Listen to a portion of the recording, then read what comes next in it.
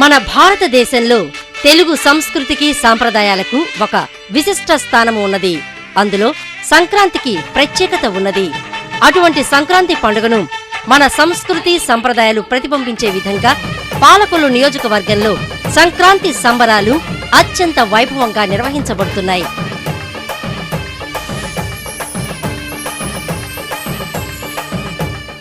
పాత పాటలు, జానపద నృత్యాలు, గంగిరెద్దు సన్నాయిలు, హరిదాసు కీర్తనలు, భోగి మంటలు, గొబ్బిళ్లు, బొమ్మల కొలువు, పల్లె కళాకారులు, సోదెమ్మ, పిట్టల దొర, కొమ్ముదాసు, కోలాటాలు మొదలైన ఎన్నో సాంస్కృతిక కార్యక్రమాలు నిర్వహించబడతాయి.